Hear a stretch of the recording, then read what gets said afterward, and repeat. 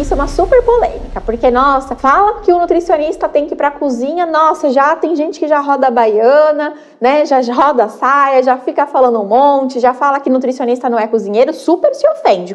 Olá, Nutri! Seja muito bem-vinda e bem-vindo. Nutri, eu quero me apresentar para você, né? Se você ainda não me conhece, muito prazer. Meu nome é Mari, Mariane Fase, né? Mas todo mundo me chama de Mari. E eu sou mentora, também sou fundadora da Amor em Nutrir, uma escola de negócios para nutricionistas de consultório. E hoje a gente vai conversar sobre como fazer um plano alimentar rápido e efetivo para a sua primeira consulta, né? A primeira conduta do paciente. Como que você pode construir esse plano alimentar? E claro, eu preciso falar aqui para vocês que a gente tem várias formas de fazer plano alimentar. A gente tem um plano alimentar por equivalentes, que muita gente usa, eu particularmente não curto muito, mas é uma possibilidade, né? Que a gente vai trabalhar com os grupos alimentares. A gente tem o plano alimentar quantitativo, que é aquele plano alimentar que a gente calcula toda a dieta, a gente calcula os macronutrientes e alguns micronutrientes. A gente tem o plano alimentar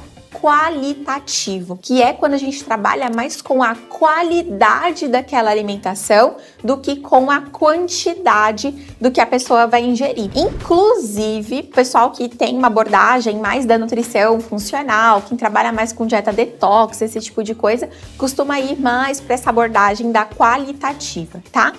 E aí, eu quero hoje apresentar aqui para vocês uma ideia, né, que é construir esse plano qualitativo, ou seja, a gente vai falar sobre a qualidade da comida dos nossos pacientes, tá bom? Então, como eu falei para vocês, existem 3 formas de construir um plano. E vamos absorver essa informação. Sabe aquela coisa que a gente fala? Coma um alimento do grupo 1, coma 2 porções do grupo 2, sabe? Isso são equivalentes. Então, você mostra para a pessoa qual a porção que ela deveria comer de cada grupo e ela vai numa tabela, enfim, ela vai consultar um outro lugar para saber quais são os alimentos daquele grupo. Então tem essas formas. Como eu falei para vocês, eu não sou adepta do grupo de equivalentes, né? Eu não costumo trabalhar com cardápio por equivalentes. Eu trabalho com o qualitativo na primeira consulta, às vezes na segunda, mas principalmente na primeira consulta, e eu trabalho com o quantitativo, que eu calculo o plano alimentar a partir da segunda vez, né, que eu for fazer o plano alimentar, que geralmente é na segunda consulta. Então, só para vocês entenderem um pouquinho como que é a minha abordagem, tá? Hoje eu quero explicar aqui para vocês como que a gente constrói esse plano, por que a gente vai usar um plano alimentar qualitativo, e inclusive vou até defender um pouquinho aqui a ideia dele, né? Por que a gente vai melhorar a qualidade e não entrar direto com calorias, tá? Geralmente, quando a pessoa chega ao nosso consultório, ela é uma pessoa que ela tem uma alimentação, às vezes bem errada e às vezes um pouquinho certa e tal, mas sempre a gente tem hábitos para melhorar, horários para melhorar, às vezes é o ciclo circadiano, enfim, sempre tem alguma coisa para melhorar. E a primeira coisa que eu gosto de fazer antes de mexer na quantidade que a pessoa come é mexer na qualidade. Inclusive, isso é ótimo para a adesão da pessoa. A adesão ao plano, ao tratamento mesmo. Sabe? Por quê? Quando a pessoa chega com uma alimentação A e a gente muda completamente o plano alimentar e a gente vai, tipo assim, prescreve um plano alimentar Z para a pessoa, isso é completamente distante e ela fica desmotivada com aquele processo. Sabe por quê? Porque o paladar, ele é uma construção de hábitos, né? E quando a pessoa muda radicalmente um hábito, a grande maioria não aceita essa mudança super radical. Precisa ter ali um desenvolvimento do paladar da pessoa. É claro que o paladar, ele é muito adaptável, né? Tanto que, eu não sei se você já experimentou, mas tirar o açúcar do cafezinho. Você vai tirando. Depois de 20, 30 dias, se você tomar um café com açúcar, meu Deus, você já odeia aquilo, sendo que há um mês atrás você tomava daquele jeito. Então o paladar, o legal disso é que o paladar, ele é completamente adaptável. Só que eu acredito que a mudança gradual é melhor para a adesão do paciente do que a mudança radical. O que eu entendi, né, depois de 3, 4 anos de experiência no consultório?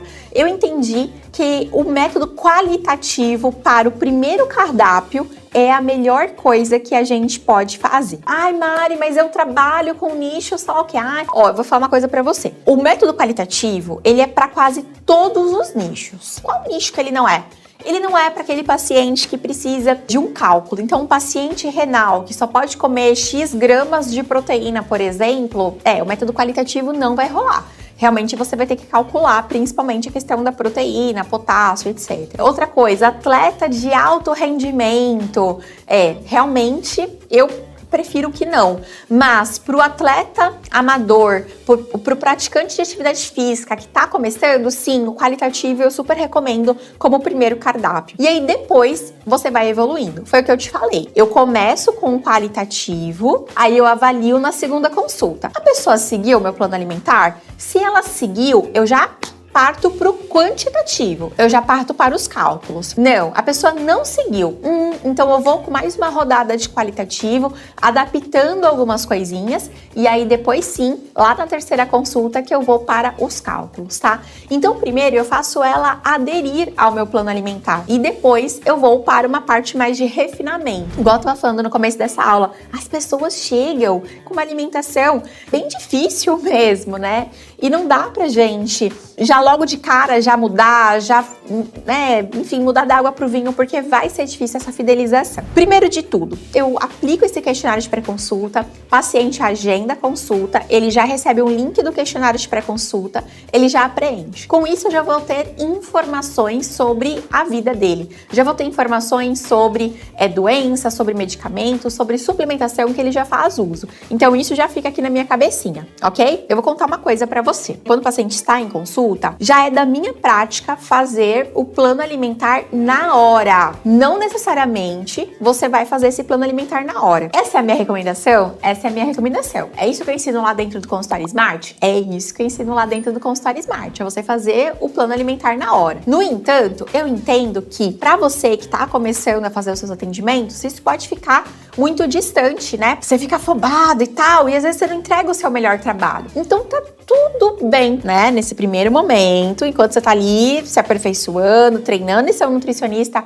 ágil, com raciocínio clínico ágil, tá tudo bem. Então, em um primeiro momento, você atende o paciente, faz o plano alimentar e envia para ele depois. Entenda, para você ser nutricionista, você não precisa ser um bom cozinheiro, mas você precisa ter noção das combinações para tornar aquelas refeições mais atrativas para as pessoas, tá? Eu, particularmente, defendo a ideia que nutricionista tem que saber cozinhar sim, tá? Eu sei que isso é uma super polêmica, porque, nossa, fala que o nutricionista tem que ir pra cozinha, nossa, já tem gente que já roda a baiana, né, já roda a saia, já fica falando um monte, já fala que nutricionista não é cozinheiro, super se ofende. Então, eu acho sim que nutricionista tem que saber cozinhar. A sua comida não tem que ser deliciosa, não tem que ser a melhor comida do mundo, mas você tem que saber fazer combinação. Você tem que deixar o seu cardápio, ó, quando a pessoa lê, ela fica com água na boca de ler seu cardápio. Gente, pelo amor de Deus, não prescreva coisas que você não testou. Não prescreva coisas que você não comeria. Não prescreva coisas que você acha que vai demorar 15 minutos e o negócio dura 2 horas, né?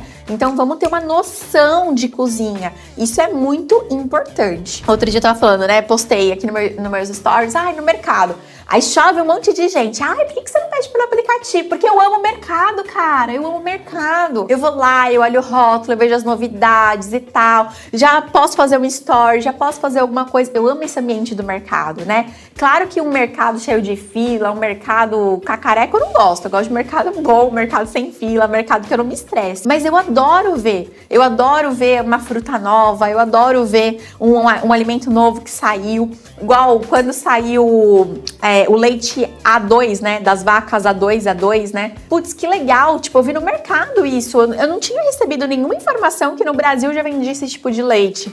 Porque até então esse tipo de leite só é vendido na Europa. Aí depois começou uma marca mais normal, né? Poxa, que legal, que bacana. Então esse tipo de coisa eu vi onde? Eu vi no mercado. Porque, putz, tem umas coisas que não dá, a informação não chega na gente. Então, gente, vocês gostam de mercado? Eu amo mercado, de verdade. E eu acho que isso é muito bom pro nutricionista. nutricionista. Porque, querendo ou não, é isso que a gente trabalha, são as nossas ferramentas. A nossa ferramenta é a comida. É assim que a gente transforma a vida das pessoas. E se você não estiver próximo da comida, e se você não estiver no mercado, que é onde elas compram uma comida, o que você tá fazendo? Onde você tá alocando o seu tempo pra estudar? Às vezes, de verdade, eu acho que, entendam essa frase bem, tá? Pelo amor de Deus, não tirem ela de contexto. Mas às vezes, você estar próximo da comida, estar no mercado, entender as novidades, entender o que as pessoas estão tendo ali de dúvida na hora da compra, às vezes é mais importante do que ler um artigo. Porque às vezes você tá lendo aquele artigo, de um fitoterápico XPTO, que você nunca vai usar. Ou se for usar, vai ser 2, 3 pessoas. Agora, mercado, todo mundo tem que ir pra comprar sua comida. Então, às vezes, é melhor você gastar o seu tempo de estudo da semana fazendo compra pra você mais detalhada, olhando, tal, vendo rótulo, entendendo as coisas que estão surgindo no mercado,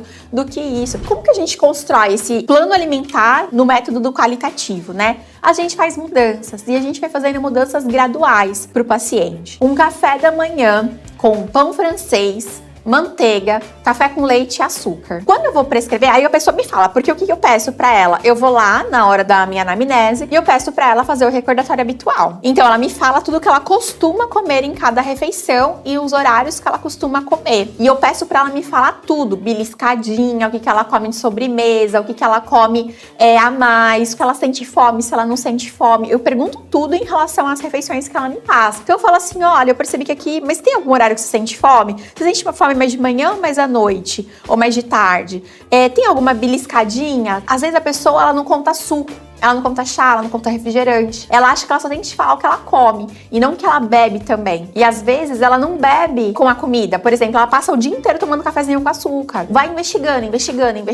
E aí o que você vem? Na hora de montar então o plano alimentar, você vai fazendo trocas. Eu tenho algumas sugestões para esse café da manhã. Eu posso manter o pão francês, só que no lugar da manteiga eu coloco ovo, é uma possibilidade. Então eu mantenho o café com leite, tiro o açúcar, ao invés do açúcar trago de repente um adoçante nesse momento e coloco, ao invés da manteiga, eu coloco um ovo. Ou seja, eu vou ter uma qualidade nutricional nesse café da manhã melhor do que se ela comer pão francês, manteiga, café com leite e açúcar. Então eu faço uma substituição até para ela dar uma subida no índice glicêmico e aí então ela tem um café da manhã nutricionalmente melhor. Ou então eu pego e deixo o café com leite e açúcar e substituo então o pão. Então, ao invés do pão francês, eu vou colocar um pão integral, de repente um queijo ou uma manteiga de ervas. Vamos supor que ela tem ali uma questão com a lactose. Aí eu substituo o leite, posso estar colocando um leite desnatado, se eu tô ali querendo uma redução de gordura.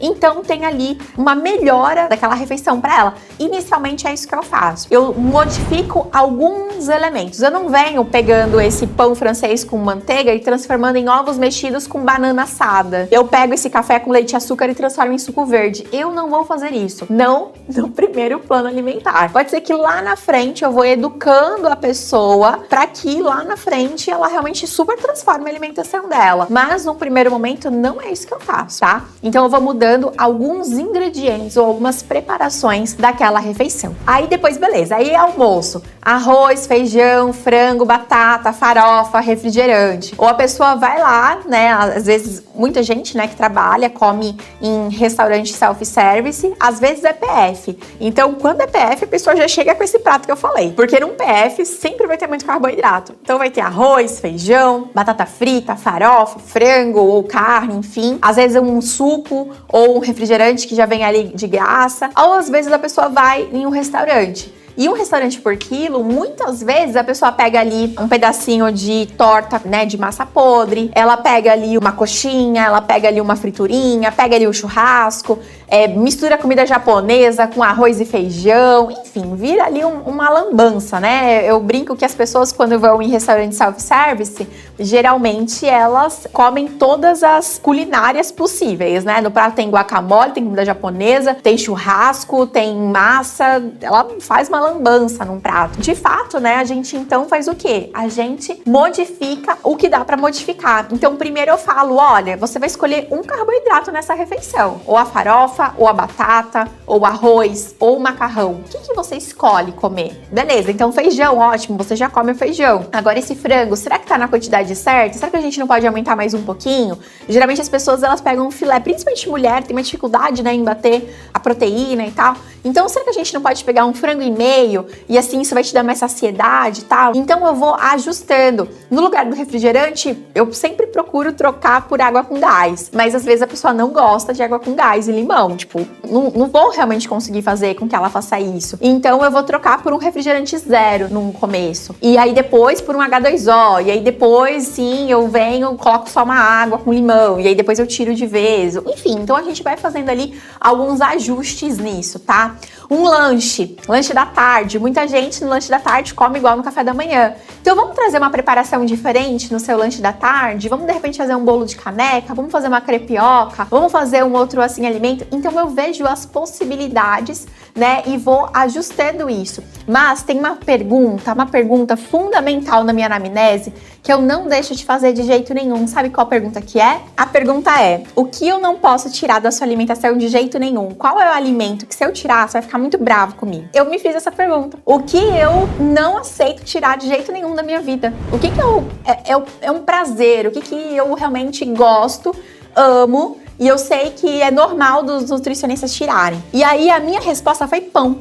Então a minha resposta pra mim mesma foi pão. Tipo, cara, eu amo pão. Eu troco facilmente um prato de arroz e feijão por pão, infelizmente. Mas eu gosto muito. E aí, então, eu montei todo o plano alimentar baseado, claro que não baseado, mas contendo pão. Essa é sempre uma pergunta que eu gosto de fazer, porque aí a pessoa fala aquele alimento. Então isso dá mais adesão pra ela, sabe? Ela realmente não vai sentir falta, porque aquele alimento vai estar presente no dia a dia dela. Às vezes em menor quantidade, às vezes numa versão um pouquinho diferente, ou às vezes na versão mesmo ali, porque você já tá contando com aquelas calorias, você já tá contando ali com aquele alimento em questão. Mas é muito legal fazer isso e as pessoas, elas ficam surpresas. Tem gente que fala pra mim: ai, olha, se não tira a Coca-Cola de mim, pelo amor de Deus. Aí eu falo assim, ó, e se for zero? Só o comecinho a gente vai com zero? Aí beleza, aí a gente começa tal. Em algum momento eu vou pegar no assunto da Coca-Cola, vou falar sobre o refrigerante, vou falar que ele não é tão bom assim e tal. A pessoa, por consciência, vai diminuindo algumas vezes da semana, mas ainda assim, ela começa a emagrecer, ela chega no resultado